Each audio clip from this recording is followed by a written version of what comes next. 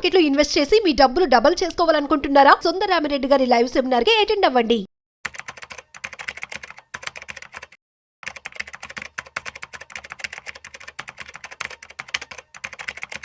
నమస్తే, నేను ఉదయశ్రీ.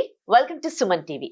ప్రెసెంట్ మనతో ఉన్నారు డాక్టర్ అనిల్ బచ్చు గారు, సర్టిఫైడ్ ఫైనాన్షియల్ ప్లానర్. ఆయనతో మాట్లాడదాం. హలో అండి, వెల్కమ్ టు అవర్ స్టూడియో. నమస్తే అండి. సో మనం లాస్ట్ వీక్ చూసుకుంటే దీంట్లో షేర్ మార్కెట్ లో మంచి ర్యాలీ వచ్చిందండి. 1000 పాయింట్స్ పెరిగాయి. ఏంటి రీజన్? యాక్చువల్లీ మెనీ రీజన్స్ ఉన్నాయి. ఫస్ట్ థింగ్ ఏంటంటే, మనం చూసుకుంటే ఒక 4-5 మంత్స్ గ్యాప్ తర్వాత మార్చ్ కొంచెం బెటర్గా ఉండింది. ఏప్రిల్లో స్టార్ట్ అయింది, రికవరీ స్టార్ట్ అయింది. సడన్గా last week, especially last week చూసుకుంటే, ఒక మండే ఒక్కరోజే, మే 12th, మన 12th రోజే ఆల్రెడీ ఒక 2.5%, 2.5% వరకు బోత్ నిఫ్టీ కానీ సెన్సెక్స్ కానీ రెండు మంచిగా పెరిగాయి. సెన్సెక్స్ వచ్చేసి 1800-1900 పాయింట్స్ పెరిగింది. నిఫ్టీ కూడా 526 పాయింట్లు, నియర్లీ 2.1% పెరిగి 24,500 క్రాస్ అయిపోయింది అప్పుడు ఆ ఒక్కరోజే. ఆ తర్వాత కూడా within no time, by Friday 25,000 కూడా క్రాస్ అయింది. యాక్చువల్లీ మనం లాస్ట్ 25,000 ఎప్పుడు చూసామంటే లాస్ట్ ఇయర్ సెప్టెంబర్లో చూసామన్నమాట. అక్కడి నుంచి ఒక 6 నెలలు మార్కెట్ డౌన్ 22,000 వరకు కూడా వెళ్ళింది నిఫ్టీ. అలాంటిది మళ్ళీ ఇట్ కేమ్ బ్యాక్ 2025లో highest this week. Last week was good thing. Reasons now చూసుకుంటే ఏంటంటే 3 ప్రధాన కారణాలు ఉన్నాయి యాక్చువల్లీ. సో ఒకటి యుద్ధ వాతావరణం ఉన్నా సరే మనం స్ట్రెంగ్త్ పొజిషన్లో ఉండే.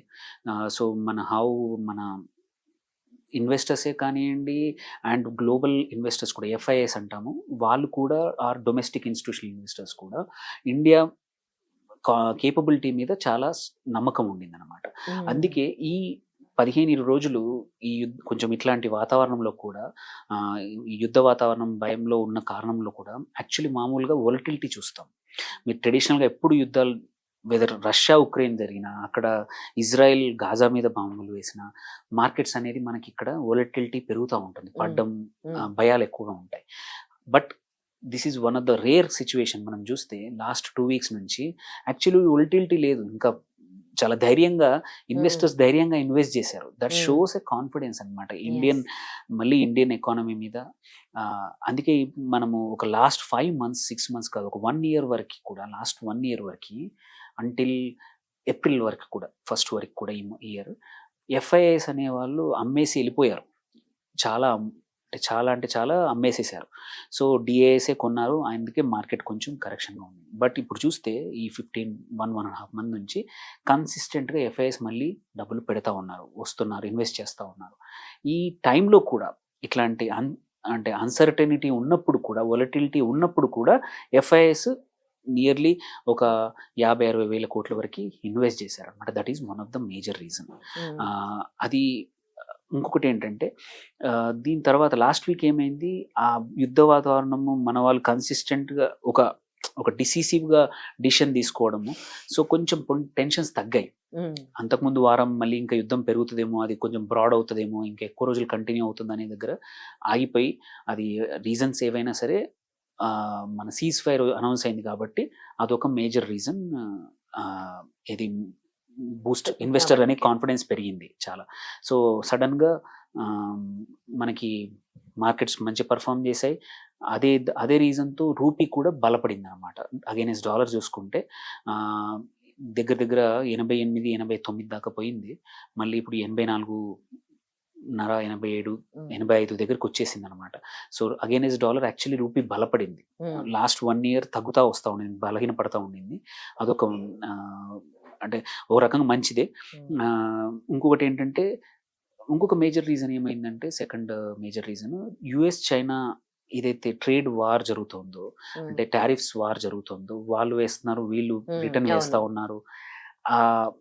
తర్వాత ఒక 3 నెలల వరకు ఉంచుతాము అనే అన్సర్టనిటీస్ చాలా ఉండే. కానీ సడన్గా అది కూడా డిసిషన్ వచ్చేసింది, మేము ఒక అగ్రిమెంట్కి రాబోతున్నామని. వాళ్ళు అసలు ఇండియన్ మార్కెట్సే కాదు, వరల్డ్ వైడ్ కూడా సర్ప్రైజ్ ఏంటంటే, సడన్గా ఒకరోజు స్విట్జర్లాండ్లో ఒకరోజు బోత్ కంట్రీస్ వాళ్ళు కూర్చొని ట్రేడ్ మినిస్టర్స్ కూర్చొని మోరల్లెస్ అగ్రిమెంట్కి వచ్చేసారు. That is one of the major thing. ఆ టారిఫ్స్ లేకపోతే ఏంటంటే రెగ్యులర్ బిజినెస్ అవుతుంది కాబట్టి అదొకటి.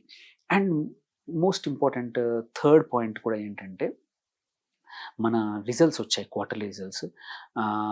వాటి వల్ల mid caps and small caps కూడా ర్యాలీ చాలా బాగా జరిగింది అనమాట. సో ఏవైతే కొన్ని రోజుల నుంచి భయంగా కొంచెం మోరల్లెస్ వోలటిలిటీ ఉండింది, అప్స్ అండ్ డౌన్స్ చాలా ఉండింది, అక్కడ కూడా అన్సర్టనిటీస్ తగ్గిపోయాయి. సో ఈ 3-4 రీజన్స్ వల్ల సడన్గా మార్కెట్ అనేది అంటే చూస్తూనే రోజు ఫాస్ట్గా మనం 25,000 మళ్ళీ రావడానికి ఎన్ని రోజులు పడుతుందో అనుకున్నాము.